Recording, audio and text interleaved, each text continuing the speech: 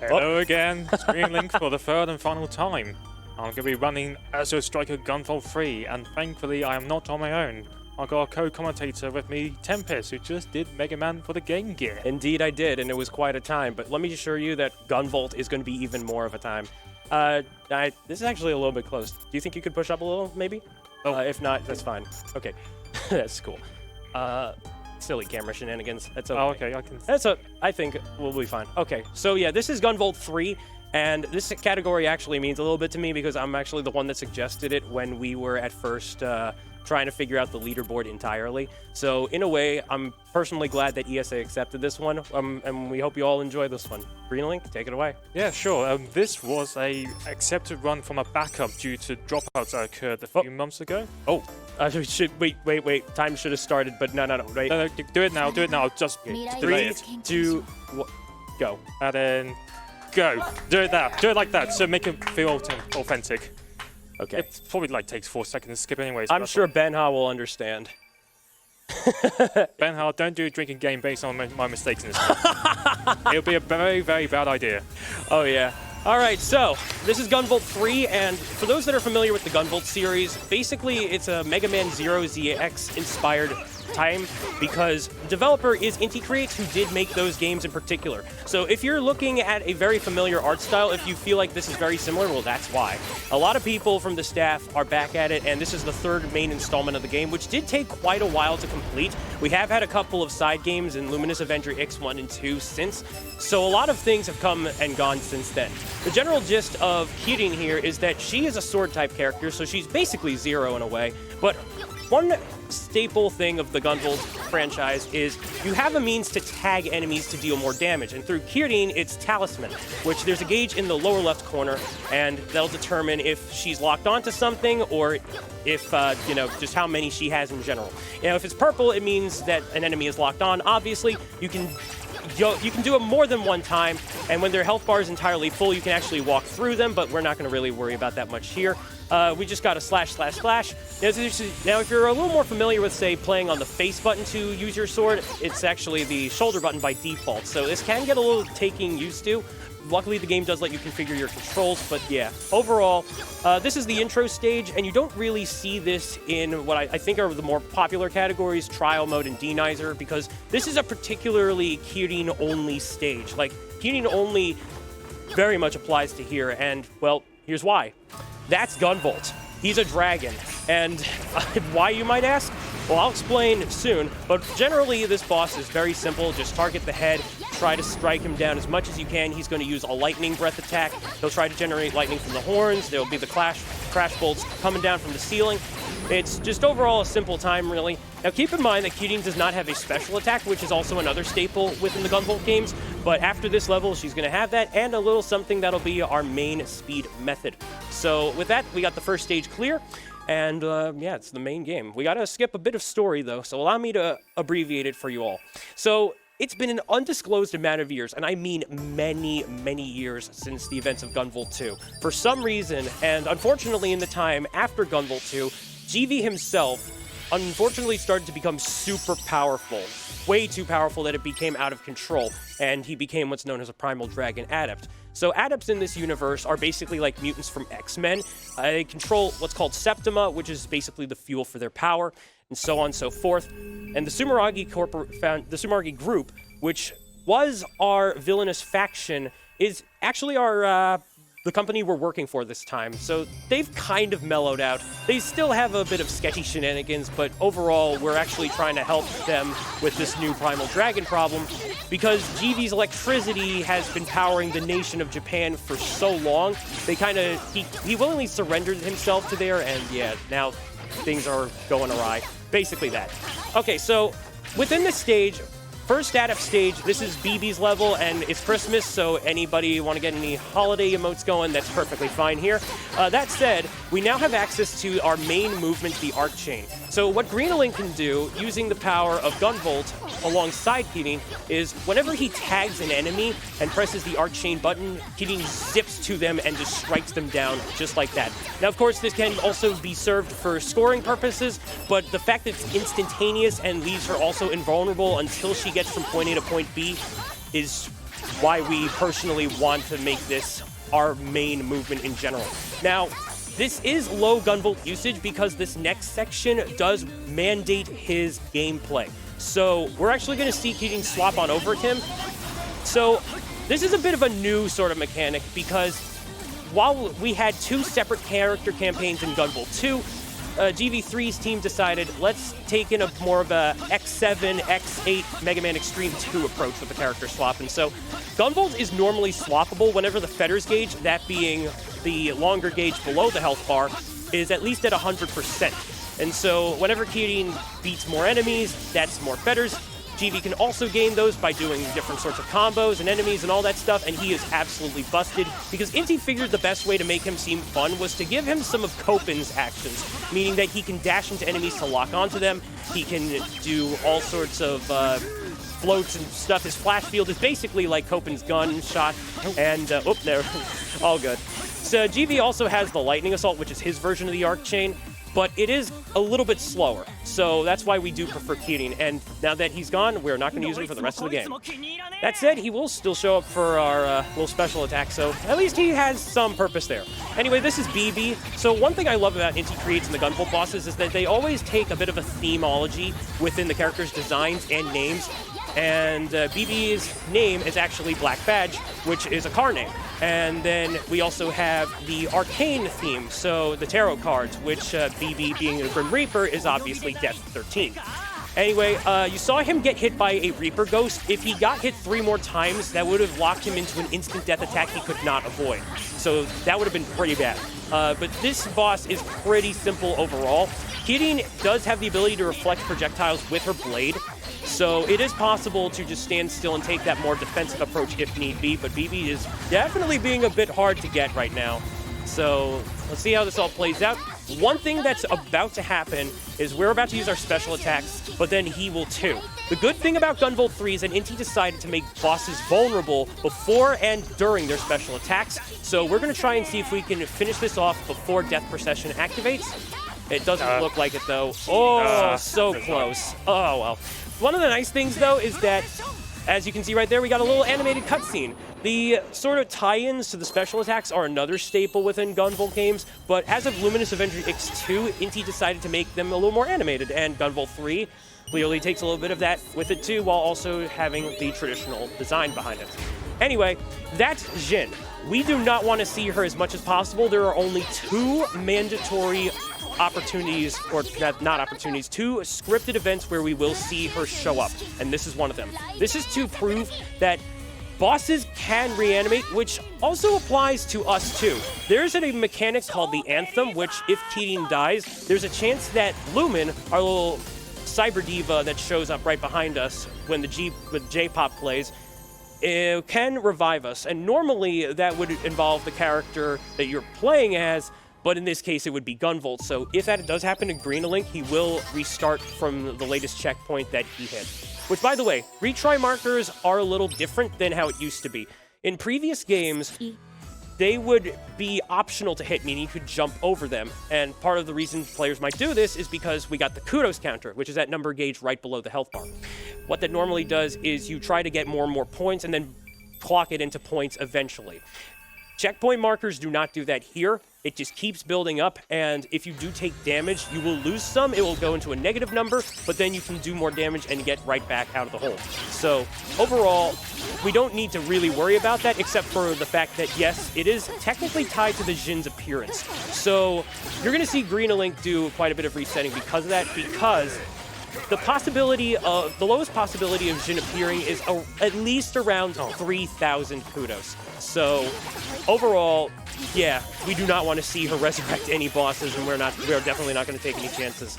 So what you just saw Greenalink do in the pause menu was equip what's called an image pulse, which is basically an active skill, but they also act as passive skills or equipment in this game. Because in previous Gunvolt games there was synthing, then that was what the shop was kind of for, but instead they decided to take more of a sort of anniversary-esque approach, because there are a lot of characters, both old and new, that appear in here pertaining to the main Gunvolt franchise. So not necessarily based on the X games, which makes sense, but yeah.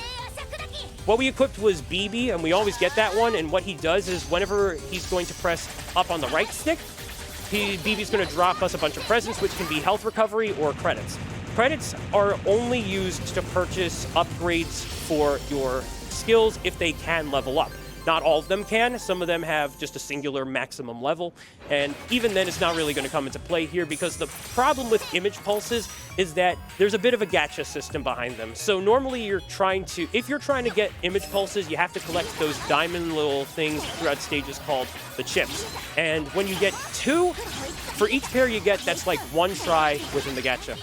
But of course, that does mean RNG, very unreliable, so we do try to skip them for the most part. However, you will see Kirin Only try to get some within the later portion of the game, for reasons I will explain by then. For now, we're going to tune it back to Kirin's stage. So he's holed up in an arcade, Cyber Naloon, which is actually, according to former series localizer, former Inti Creates localizer captain Matt Papa, based on an old Japanese arcade that sadly closed down because of pandemic times, and it's just a testament to just the fun in arcades and just the whole idea behind the joy behind them. It just reflects so well within this level.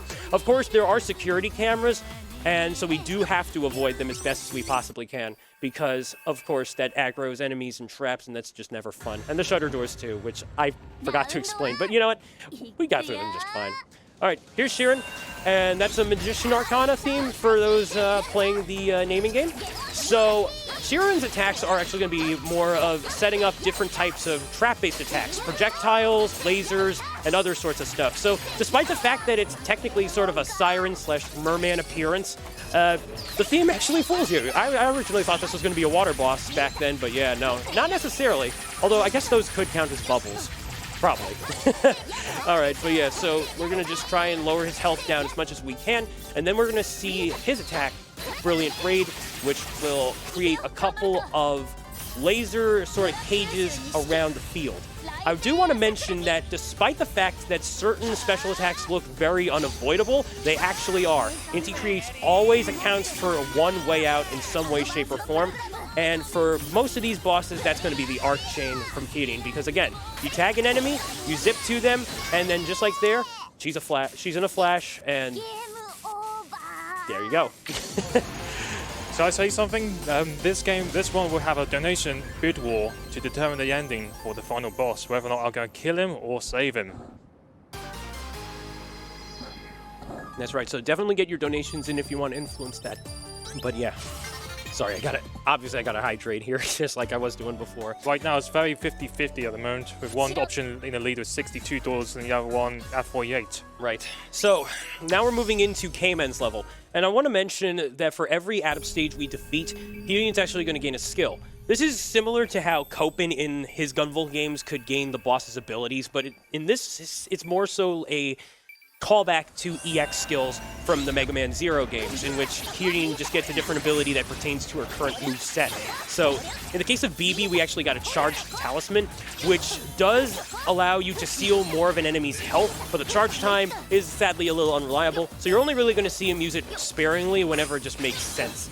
In the case of Kirin, well, I'll get to that in a little later, but right now let's just talk about what K-Man will give us, and that's going to be an upper slash, so sort of like an uppercut, and it's actually going to be a pretty helpful skill once we get the upgraded version come the second group of bosses. That said, this stage is very vertical, and you'll notice those purple chain lamps. So the yellow lamps, we just chain to them just as a way to get up and stuff, but the purple lamps, they just send us flying vertically, and the best way to get a really good time for the stage is just to keep those in mind, and overall, that sort of jazz. Now, normally when you arc chain, Kirin does have a bit of a slowdown after the initial zip. Kirin Only is actually using a bit of a technique to sort of cancel that out. There are different ways to do it, but do so cautiously because it can put a bit of strain on your hands. It's a matter of how you sort of mash the buttons and cancel it out either with your sword or through some other means. But yeah, we've now entered the alarm room. This is another Gunvolt tradition where we suddenly enter a place that has a siren going off and enemies spawning and a little counter that shows how many enemies are left. However, we can just destroy the alarm or the siren and we get to move through, no problem. However, that's the only time we get to see a traditional alarm room in this particular game, as apparently they decided to turn the rest of the technically alarm rooms on top of their heads, and well, yeah, that'll be in Group 2, but yeah. So as you're noticing, once Green Link reaches a certain amount of kudos, that's when Lumen shows up and that's when the J-pop starts playing. Gunvolt has a lot of thought put into the music as part of the earliest parts of game development, and honestly, you could probably bet that Inti is, even if the game itself wasn't that good, you better believe that Inti is probably getting a lot of fans from the music in itself. Like, these vocal tracks are really cool. Shout out to Megu Sakagawa, the singer of Lumen, and also the voice actress as well, and also a shout out to her dub VA, Diana Garnett, as well. With that in mind, we have entered the Cayman boss fight. Now, he might look like a fire-type boss, but he's actually more of a fighting-type Pokemon. So he's actually going to do stuff like close-range attacks. He's just sealed up the walls. You can wall jump if that wasn't obvious in this game, but now, when the X's are applied to those walls, we can't do that anymore. So, yeah, he's just going to try and knock us back, and then we're going to see if we can prevent him from using his special move, which, if it doesn't happen, that's okay. It's actually one of my favorites due to being very, very unique, but let's see what happens. Fingers crossed. Yeah, this one's a hard one to do. Right. He did get it in practice, though. I know for a fact. Yeah, this one's tough.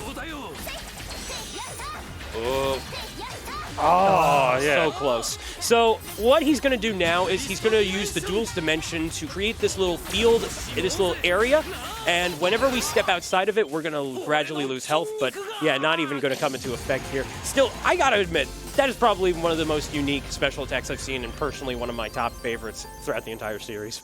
It's just so cool.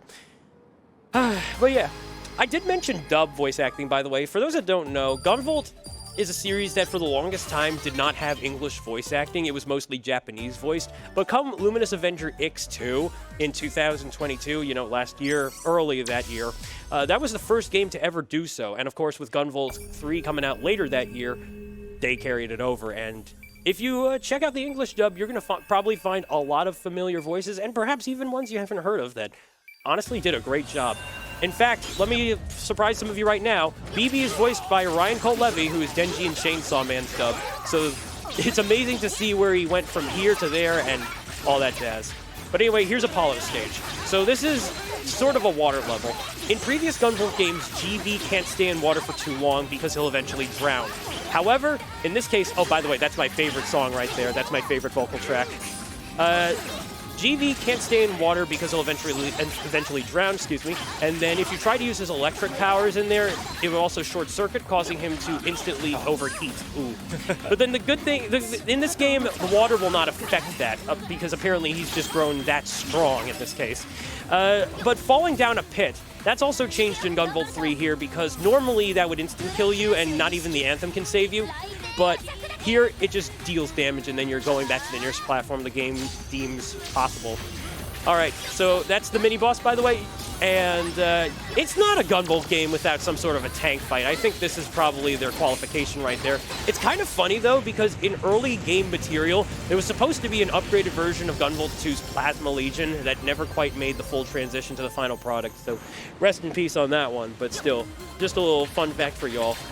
And yeah, if it wasn't obvious, I have actually taken quite a bit of time to invest myself with more. In fact, Inti Creates is one of my personal favorite devs, and it's not hard to see why.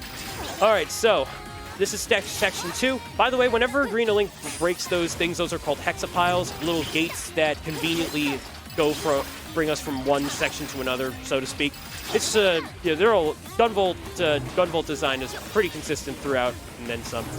So now we've got those crates. He can lock onto them and then zip to them, but then it'll also destroy them. They do, however, recreate, but then you can also stand on them, and the little purple neon track will tell you which direction it goes, but then when it hits the shadowy area, it will eventually disappear. Now, with that said, I believe that it's... Okay, we don't have anything to read, that's okay. But I will mention that if you guys do want to donate to the bid war, be sure to go to the link in the chat. And assuming it is not set to stream 2, you will want to do that because the bid in itself will be there. So, you know, just not to confuse it with stream 1. That said, we're now moving on to the Apollo boss fight. Now, his power is going to be vectors, where he's going to, or at least gravity, actually. Gravity, right. Basically, he can tag things too, and basically just alter them like so. He's also kind of a jester. You'll see why in a sec. Actually, there it was right there. I sometimes like to think that they might have taken a bit of inspiration from Clown Man from Mega Man 8, but possibly unlikely. Anyhow, this boss fight is pretty simple. Again, we just got to tag him as much as we can. Zip, zip, zip.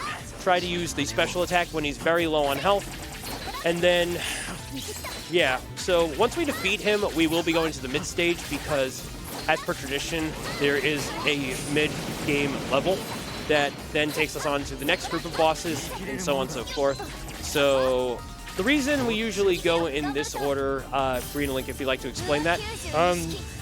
The reason why I did Kaiman third, so I can unlock the grounded sword uppercut for this fight.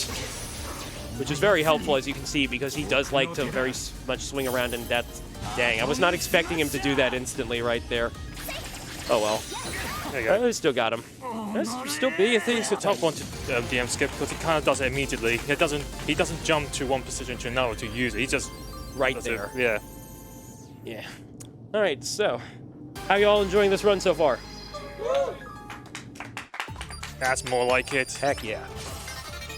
All right, here comes the mid stage because this is like a Mega Man game. Think about it. Yeah, absolutely.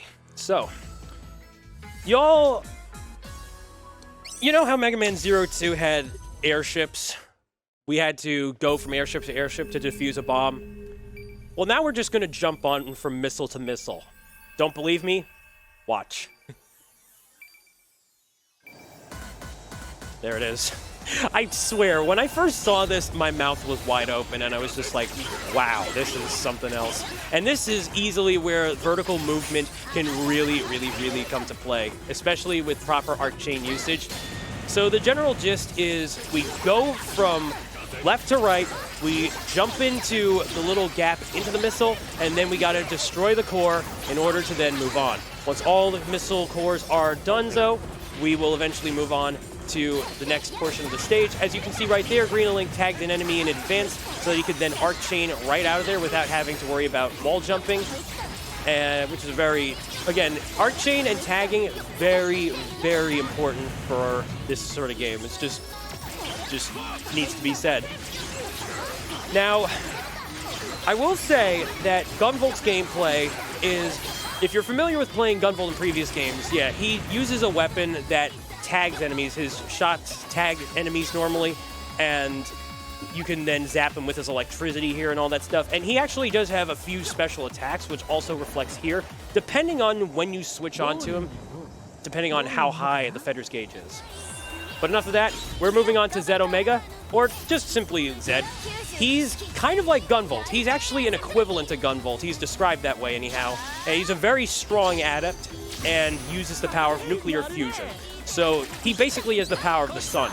And he's also got what's called Prevasion, or an equivalent of it, where it's another Gunvolt staple in which GV can shave off damage, but instead loses some of his energy as a result of it. And Kirin can do that too, because we did get that Image Pulse passive after the intro stage. The reason we don't equip it is because it's very costly. It causes her to lose 4 talisman, and she won't get them back until she does a manual double tap down reload. But otherwise, we just needed to tag Zed, strike him, and keep damaging him, and that's basically the fight. We will be seeing him again. There's a bit of a... It's not uncommon for a important Gunvolt character, antagonistic figure, to appear as a mid-boss, and then we get to fight them again. It is what it is. But that said, Zed himself is actually now playable. So Kirin Link is playing on Steam version 1.2.1. And which I believe is is that the most up-to-date version? No, that's the first Steam release version, so it doesn't have the 2.0 Zen playable build. Right. So there's been a lot of free content updates since. Of course, the reason Kirin Link is doing this is because sometimes, in case things get patched out in transition from one patch to another, this way there's still something preserved. But otherwise, yeah, within each major update, a new sort of mode has been added in, such as the aforementioned trial mode and denizer mode, and then the epilogue attempts, which you can unlock after getting this game's true ending. Which, by the way, reminder, if you want to see that happen, let's see someone tip that into the donation bid war. But other than that, we're going into a mid boss. Y'all like worms? That's a worm. We're gonna strike it. I love the animation, by the way. Kirin's special skill is this singular screen hitting move, yes, and so too does Copen have one of those. So GV is normally, ooh, that's not good. That's unfortunate too. Major bummer. Yeah. But yeah, in any kind of playable appearance that Copen has in a game, his major special attack is a screen clearing move, and so that's obviously the case with Kirin here. By the way, when you do play as GV, he can air dash, he can air hop, and he can do so an infinite amount of times while he's in there. So like I said, he's just way too busted. So much so that honestly, the reason we figured this category made sense for leaderboard is simply for those that enjoy the thrill of Kirin's gameplay alone and simply want to keep to the basics that way. But let me tell you, it also allows the boss fights to shine. And I have seen and commentated for the any percent stuff, and let me tell you, GV really makes those bosses like makes short work out of them. Why did not? She didn't dash. That's, oh yeah. I don't think you were standing on something. That might have been it. Okay, well, no problem. Like I said, it only deals damage to us. There you go. That's what I wanted. Like that. There we go. Yeah. So, yeah, this is Grazi's stage. We've now moved into Group 2 of the Adept bosses called the Atem Knights.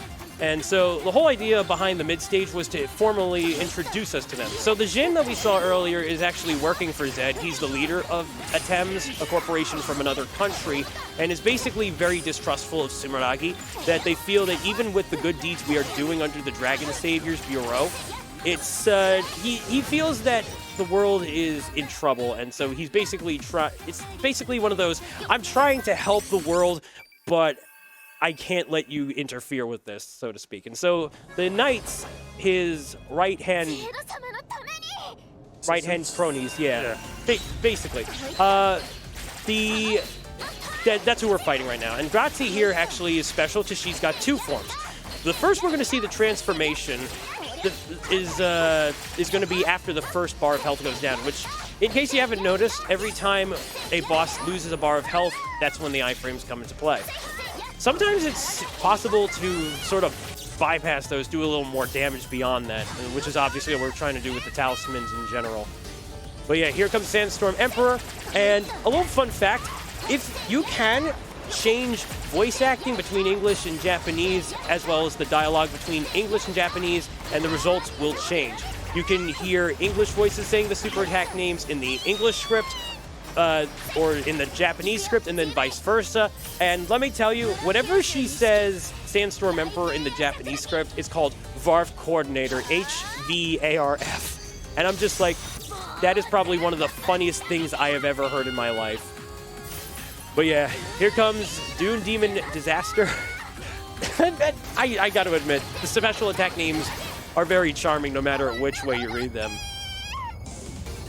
By the way, another design choice in this game, both boss groups have different intros, well, obviously intros. They have different transformations and defeat animations, which is really cool. Particularly, if you do go through the dialogue before the fight, you will see the Atem Knights actually transform, whereas the Berserk Adepts, who we've now recruited to our team, the Dragon Saviors, you don't see them transform. But yeah. Just small details like that, really. Anyhow, we're now moving on to Prado's level, and this is where we're going to get a really special skill. So we mentioned how the ground uppercut is useful. It's going to be even more useful because after this, we're going to be able to do it in midair. So here it goes. We're actually back within the same locale as with an Apollo stage. So yeah, fancy that, and it's not looking too well. The whole story beat is that Zed and the Knights are looking for the Binding Brands, which coincidentally are what they are using to transform into their adept states as well. So not only do they serve as a means for the plot, but it's also cleverly used as to how we're fighting them in their powered-up states, which is really cool. But the theme of the stage is both ice and fire, because Prado is a special adept in being able to use not one, but two elements. And so anytime we see the ice, physics are going to be a little slippery, as per usual. And then when we see the fire, we simply just want to try to not take too much damage from it, that's all. Okay, so now we're moving to the next Texapile. And, yeah, so, fellas, do you prefer hot or cold? Sounds like a mixed reaction to me. One thing I did forget to mention was that we do have experience points in the game. So every time you see the level up, that means we've got enough to, well, level up. And what this does is it completely that can happen sometimes. It completely heals Kirin's HP, and it also, at certain levels, will give her extra passive skill slots. Not necessary for the run, obviously, but still something to be said. Also, it does make her health bar grow more and more. So, small increments, but basically with each level up, we're not just getting a full heal, but we're also getting more stamina in general, which is always nice. I want to get that done as clean as possible, that bit. Don't want to mess it up badly. It's all good. Yeah, that does happen. Trust me, I'm no stranger to messing up myself. All right, so coming up to Prado's fight. So, probably one of my personal favorite added bosses of the game. How she works is that depending on what direction she's facing will determine what types of attacks she uses. If she's facing to the right, it's going to be fire. If she's facing to the... Actually, no, if she's facing to the... Technically to the left, my bad. The sprite fooled me for a second there. But yeah, if she's facing one direction, she uses fire. If she's facing the other, she uses ice. So we can technically sort of manipulate what she's going to do in that regard. Other than that, though, not too much else particular about the fight. Her special attack is going to be Waltz of Twin Elements, and that's just going to cover most of the field within ice and fire projectiles. If we can skip it, that's good. If not, we're just going to try and continue to arc chain to her and deal as much damage. Yeah, I'm going to get the health first, just in case. No worries. Yeah, just remember that, again, if he dies and we do get resurrected, we still have to retry. So that's still, not playing it safe still could very well count as a death sentence, for sure. All right, so that's 2 attempt nights down. We're almost donezo with this group, and then it'll be on to the final stages. By the way, I do want to mention that if you are interested in picking up this game, it is available on Nintendo Switch, Xbox One and Series XS, Steam, and then most recently, PlayStation 4.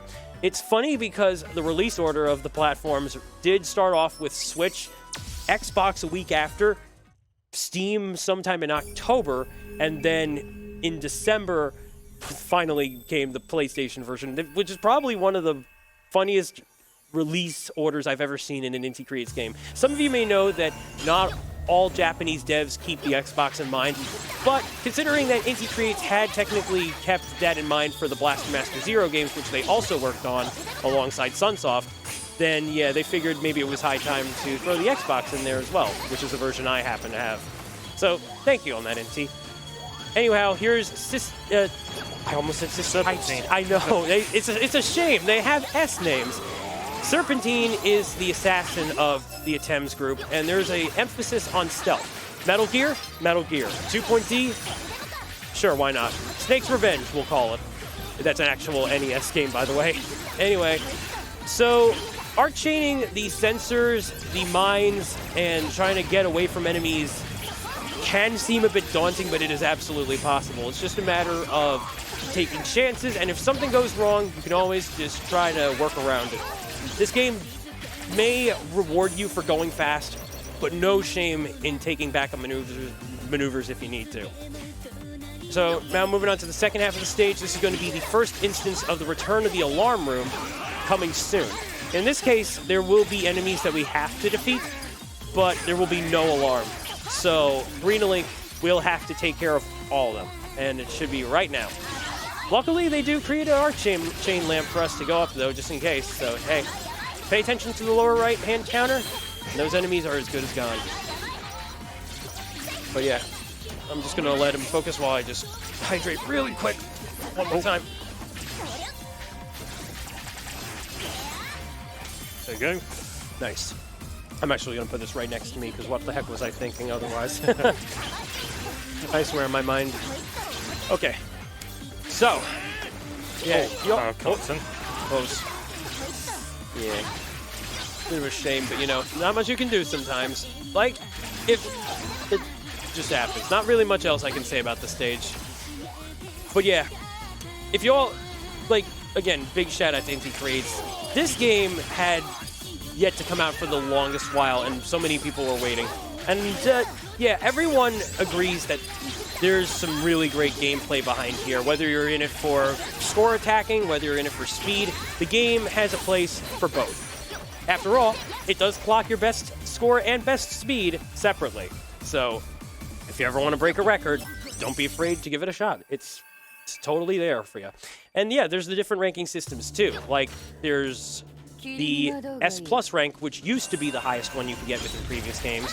But then they also added an S++, as well as an Azure Striker rank, which in that case, that's something you can only really do with help from a passive image pulse that you unlock by getting the true ending for the first time.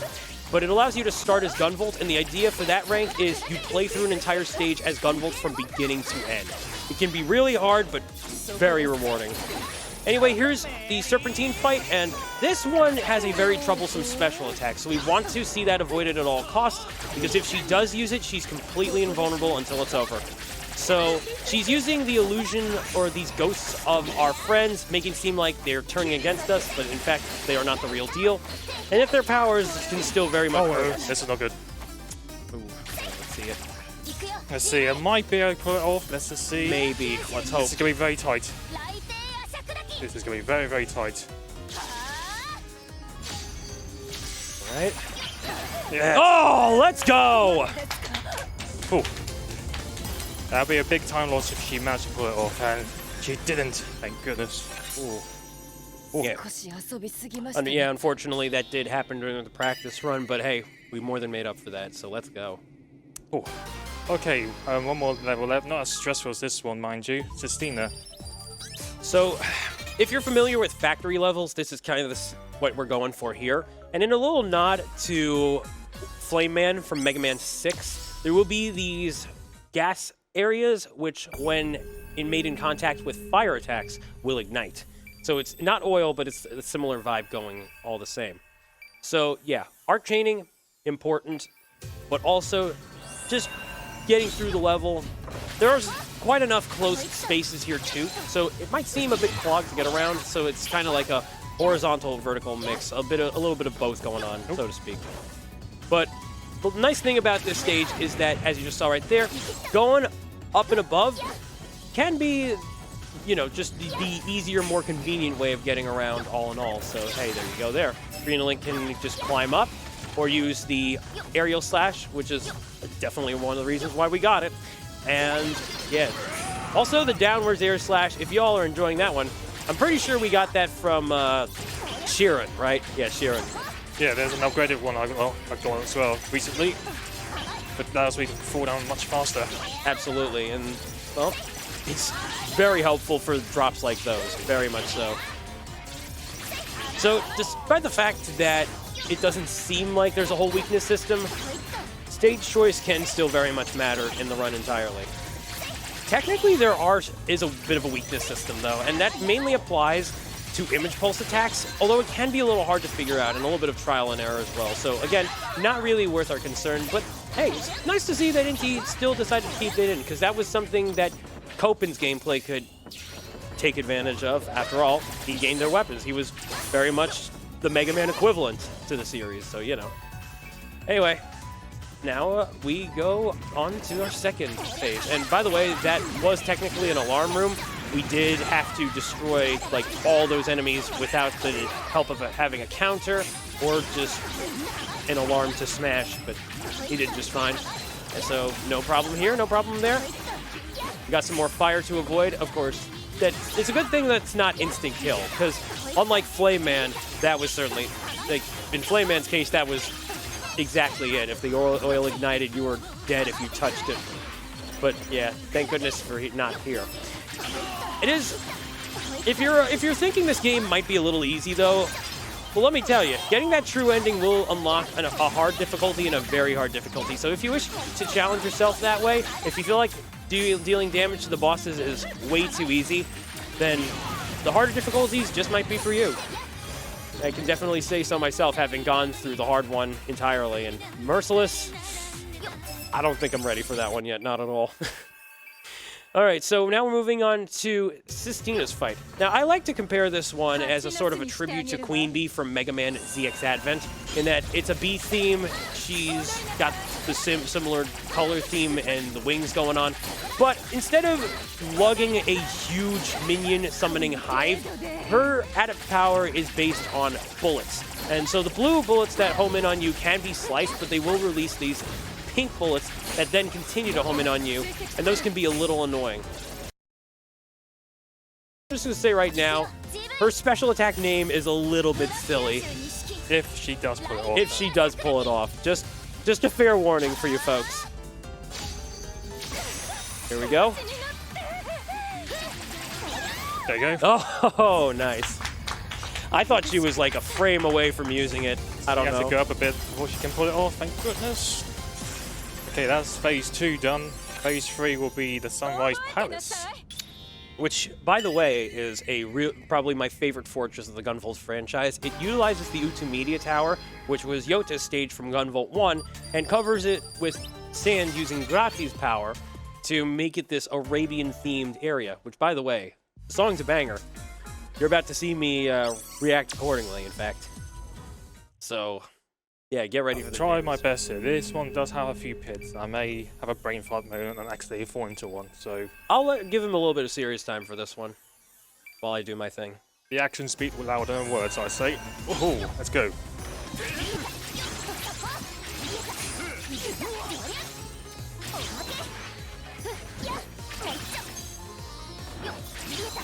Do cautious ones like this one now, rather than instant cancels. Right. Oh yeah, might as well go and try and get the RNG drop for this. This is the level you're on about. Right. So, image pulses. I did mention the gacha. There is one particular image pulse we are looking for here, and that's going to be a character called Romeo, who is also appropriately known as the creepy Electro Whip guy from Gunvolt 1's level. He's a bit of a fan-favorite character, and he literally appears in the intro cutscene, and that's about it. But yeah, he's well-received by the fans, so much so that Inti decided to throw him in here and ironically made him one of the most powerful active image pulses you can have in the game. What he does is he launches a statue of himself, which is an Easter egg from X1, and just randomly drops in a location, but the amount of damage it can do to a boss is ungodly. So if we do manage to get that, that's going to be interesting, because I don't believe Green Link has ever had a run where he's gotten it. Or even used it properly, so this is going to be a comedy run, right? Whoopsie daisies. He's still got a very respectable time, even with that in mind. But yeah, now apparently Romeo can save you quite a bit of time, potentially. So it'll be really cool if we get him. If not, it's not the end of the world, I assure you. Okay, so like I said, with each pair of image chips we collect, that will be an extra try on the gacha. Technically, you're seeing an odd number of them right there, but when you get all of them, the game gives you an extra piece. And as also another bonus try if you beat a boss when it gets resurrected. Get this one? Yep. Go for it. Okay, got 2 chances. So we'll see how this works. I need to learn how to use it as well if I do get it. Well, there's also a possibility that we could get a just as helpful image pulse, but we'll see what it is. It's all dependent on whether it's passive, active. The game decides for us, and there's not much else to it. So here we got the Prado fight once again. We have entered the boss refights, and Inti usually spreads them out within stages, or just spreads them out in a linear, non-linear way, so to speak. Like, it's not like there's a boss room where you normally choose which ones to refight. Then again, actually, that was Gunvolt 2. What am I saying? I get my information mixed up here and there. But yeah, Prado, again, depending on which direction she's facing will determine what attacks she's using between ice and fire. And yeah, we're probably going to see the Waltz of Twin Elements again. We'll see how much we can manage through that, though.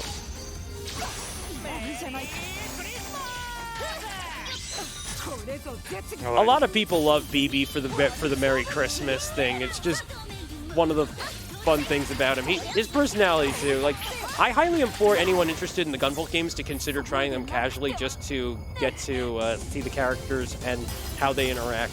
Some are not around long enough, but I feel like the dialogue these bosses do give off also give great impressions of who they are as well. I feel the writing of this game, though, can also be a bit very anime. And you can pretty much put that one on series main writer Toshiaki Tai, who's also known to like a very challenging game, by the way. But, like, he's just really... No, Romeo. That's okay. Ah, dang it. Now I've got an excuse why I won't beat the world record run, but that's fine. Oh, good. No pressure now. Besides, you get more gameplay of Kirin just slashing pieces, really. Absolutely. But I noticed a donation difference. It's like literally 80 cents difference. Wow, really? Okay. We'll have to see if that changes. Remember, folks, ! donate, or you can find links below. And it's all, no matter how big or small, it's going to a great cause. Trust me, Alzheimerfonden is very much worth any sort of donation, in my honest opinion. And with that, here's another level up. We got a full heal as we climb.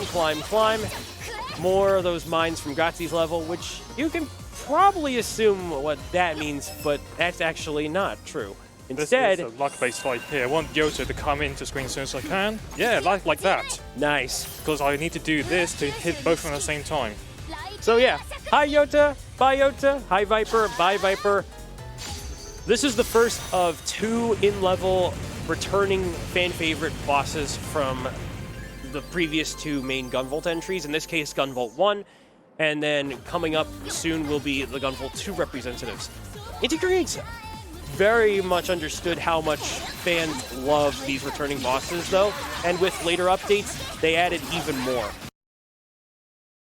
Here, which sort of falls around a Rondo of Blood Castlevania type secret, where if you fall down a pit, instead it'll take you to the fight, supposedly.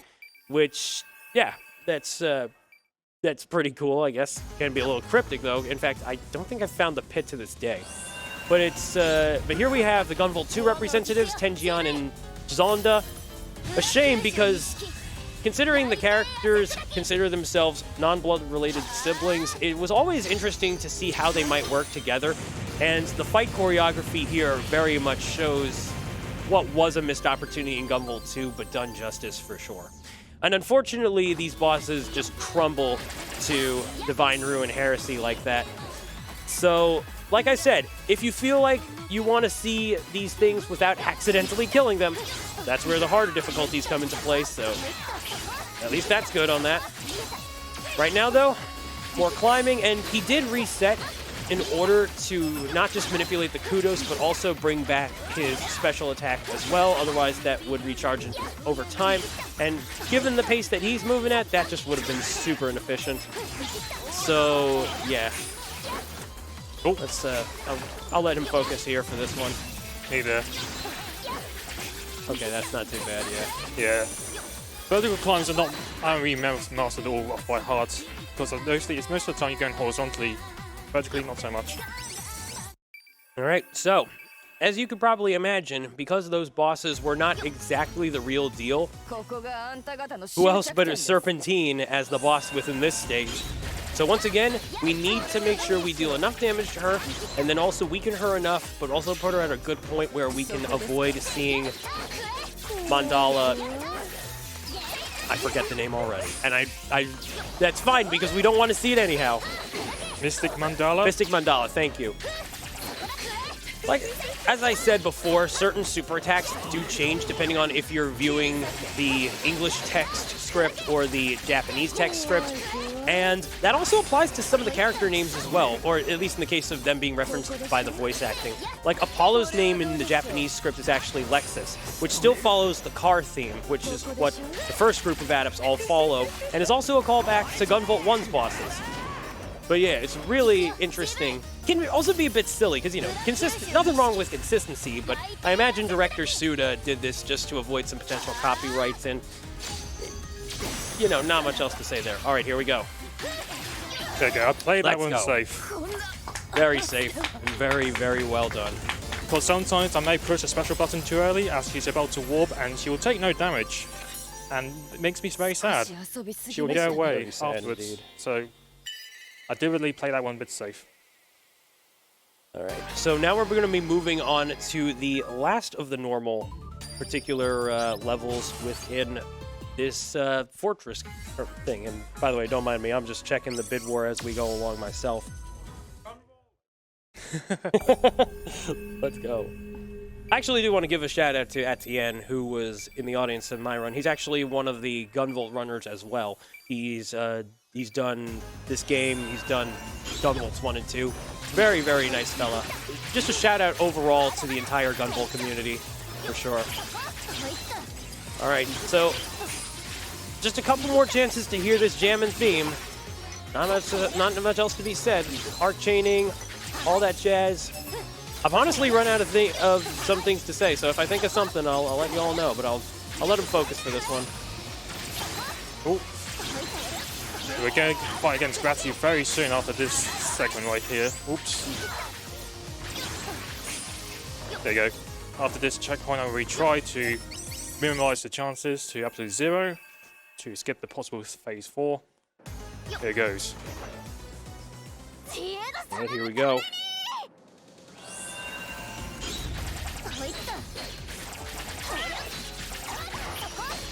All right, so yeah, it's still looking pretty close, y'all. Remember, this bid war determines how we deal with the final boss. So if you feel like you want to see one strategy over the other, you are running out of time to donate for it. So,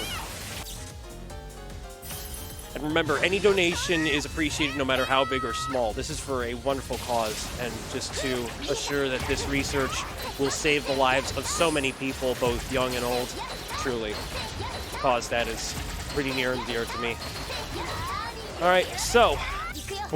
Oh, Close. I don't think it's going to make a difference, but I mean, when shall we cut off the donation incentive? During the final part of the first final boss? I'm going to say midway through. I'm going to say I'll keep an eye out for that. So yeah. And keep on reminding me when the actual final boss happens, so I don't make the wrong choice. No problem. Thank you.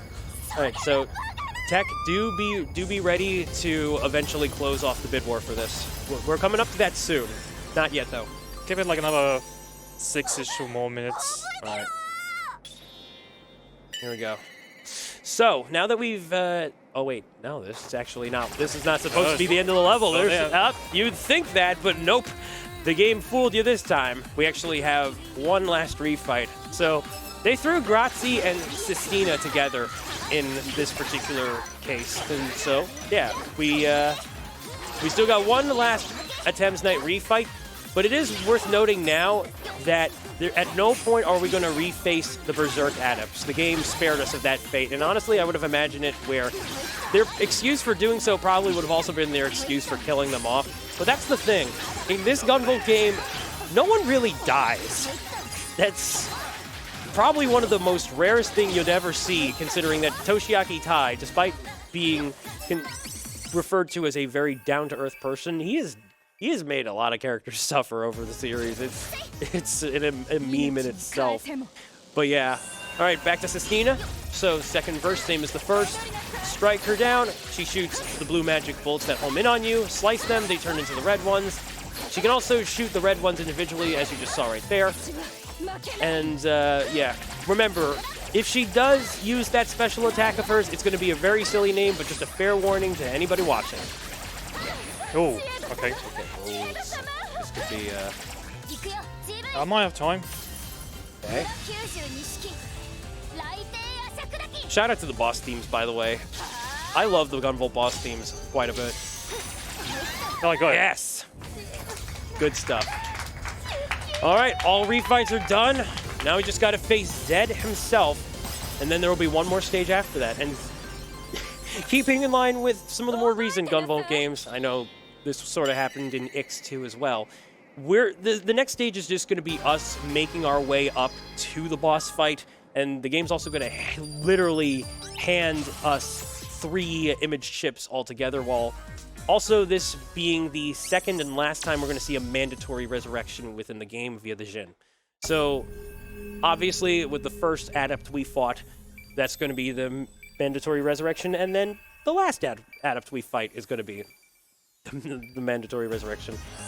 But if you do take on BB's stage as like a second or repeated attempt, you won't see it anymore. It's just based on how many kudos you have going, so yeah. But then if you do here, you're always going to see it happen no matter what. So in case you missed the mid-stage fight, how it works is we do have to attack Zed in order to put down his privation. Otherwise, any attacks we try to use against him will be nullified or phased through. And yeah, he's got the feathers, which he will home into. He's also got a few new tricks up his sleeve. It's all these different powers, like summoning a ballista to shoot different arrows. He's got the Rexcalibur, which he just used right there to throw all these sun nuclear fusion swords at us. And there's the dash where he creates stuff along the floor. And let me tell you something, if he looks cool as a boss fight, just imagine being able to play as him, because that's exactly what Epilogue Attempts lets you do. It is a short category, but it is a super fun one because his gameplay style combines the general skill of Kirin, but also takes in some of the bustedness from Gunvolt, and yet balances it in a way that I honestly thought easily could have been seen here, and yet, you know, better late than never. Really, probably my favorite playable character of the Gunvolt series now. Funny how that works. All right, so here's the last resurrection from the Jin, but we will hear her music one last time, so get your gems ready if you're enjoying this Arabian-themed bop. Okay, this will be fun. By the way, you're probably wondering who that creature thing is within the background. Yeah. So would I. It's actually Mobius, an individual that was brought up in Kirin's dialogue for her pre-fight in the Gunvolt Chronicles Luminous Avenger X2 DLC, where those DLC packs, those paid DLC packs, gave you these extra boss fight stages, some of them being crossovers with other characters, and she was the last one. And she mentioned his name, and some people might have thought that was an allusion to an X3, but I just knew this was going to be Gunvolt 3. Whether for better or for worse, I'll let you be the judge. But right now, Mobius has this thing called an Octima, which is way further beyond a Septima, which means he can do things like basically bend the future to whatever he wills it. And yeah, he's not too happy right now from being woken up. So this is going to be phase 1 of the final boss fight. And again, we're going to cut off the bid war in just a bit, right after this first bar of health goes away, in fact. So get ready. And close the bid war. All right, so as we are going through the fight, you're noticing Green Link tagging those orbs, and whenever he destroys all of them, that'll leave Mobius open and ripe for the picking, but he's got all these wild bullet hell attacks going right at you. This is just a funky boss in general, and just a really cool thing too. But now we've got a very daunting special attack, Damnatio Memore. I always slip up with that at least once. So this one's really tough. I gotta concentrate for this one, you'll see. He's going to have more orbs to lock into, and he has to break all of them in order to make Mobius vulnerable. If he so much as screws up the fall, he will get hit by that beam, as it will spread all the way over to the side of the screen. All right, what's the winner of the bid war?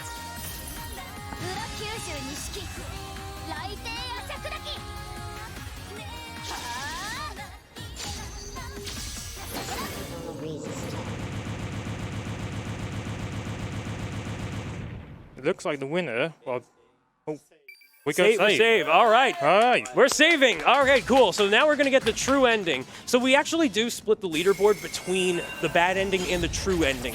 So it's a very minute difference, especially when considering that previous Gunvolt games and the main entries had a good ending and a bad ending. And in all fairness, though, the methods of getting those can seem a little bit convoluted. So something as simple a difference as what you're about to see here is very much welcome. But yeah, right now, what Green Link is going to do is, instead of damaging him, he's going to completely try to steal Gunvolt's health. How? Well, first we gotta avoid this attack. Is your controller working right now? Oh no, oh no. I think we've got a bit of a problem here. Oh, no, he died. But wait! There we go. Now she's on our side. So Jin is going to resurrect us, and we're also going to get some of Zed's power, the Golden Trillion, to give us a bit of a boost that's going to now set our talismans to infinite. So now Green Link is going to try and match them as possible, while also trying to avoid actually damaging Mobius once he pops out. The reason for this is if you do actual damage to Mobius once, then the game will consider you getting the bad ending. So we gotta make sure that we do not screw up in that way. All right, good so far. Time will be coming up once the health bar is completely sealed. So let's get right to it. Use a special right now before Gunvolt shouts it out. He will not take the resistance. So I do it here, do a lot of damage. See that? If I do it later, he will take way less damage. Which is very, very helpful to have. But now we've got what is probably one of the hardest attacks to dodge. The fact that Benja proved it to be possible without taking a single hit is a trial beyond words, particularly within the hardest difficulty. All right, get ready. This is the final cycle, I say. We're getting very close to that. And we hope you all have been enjoying this run. Again, very special thanks to ESA for accepting this backup run. I'm always very happy to show off some Gunvolt, and yeah, we hope we're on time. There you go. Time! Nicely done. There we go. All right. Let you watch the ending just for those unfamiliar, because here's a trivia time. When she throws its final talisman, what happens right afterwards is different. If you play the earlier versions on Switch or Xbox back when it was first released, it wouldn't show this bit coming right up. This was added to Steam and later platforms, including Switch and Xbox via update. Give you a bit more clearer context on what's actually happening. A lot of people consider this run to be one of the weirdest ones of the Gunvolt series, and I would still say so, but at the very least with this quality of life update, it did give a lot more context that was originally missing. So I think I can very much appreciate that. It didn't hit consoles for a while, but now it should. So, yeah. I love Gunvolt's Japanese voice actor, by the way, as much as I love his English voice actor. Shout out to Sean Chiplock, by the way, who you would probably recognize as the voice of Rivali. He's such a huge Mega Man fan, and I know just how honored he felt to take up a role like this one, and he knocked it out of the park, so major props to him. Shout out to the English dub to make the Story Plus mode more playable, because it actually made me listen to what they're saying instead of trying to read what was playing it. Absolutely. That's a big plus. Alright, so as we are going through the rest of the ending, I guess I'll start by saying a few final things myself. I just want to thank Green Link for giving me this opportunity, as I'm just going to say, this man is actually the very reason why I picked up Gunvolt speedrunning. I remember watching his run with his race with a Jarmar at Awesome Games Done Quick, and this really gave me sort of a really good impression of just how fast these things can go and just how fun it can be. I always loved Inti Creates' works, and even when I played Gunvolt casually, seeing the zenith of what Gunvolt speedrunning was like made me know I wanted to do it too, and I thank you, man, for having me on commentary, truly. Trust me, Tempest did a really good job on commentary, because you probably know what I'm like when trying to commentate and play games fast during the past two runs. I mean, probably made a mistake or two, but Tempest did a really, really good job for this one. Thanks, man. And thank you very much, ESA, for allowing this backup run to be accepted. I hope I did my very best to entertain everyone, including you viewers on chat right now. If you want to join the Gunvolt speedrunning community, we do have a Discord page which has a link available within any of the leaderboards, and we love having new people come in. We're not afraid to teach you the ropes. And we're also just a general Gunvolt enjoying community as well. So no need to worry if you're more of a casual person just wanting to talk Gunvolt and all that jazz. Before we go, do we have a couple of donations that we could read? Anonymous donated $5. Azure Striker? I hardly know her. What else? Sir Reuven donated $15. Hi Greenalink and Tempest, thanks for presenting this awesome run for us. Azure Striker Gunvolt looks very pretty and all this movement makes me want to try this, too. Good luck on the rest, and this goes towards saving Gunvolt at the end. I think that's the very donation that saved him, so thank you, sir. We appreciate that. All right, with that, let's move on. Thanks, everybody, and until next time, ciao, amici.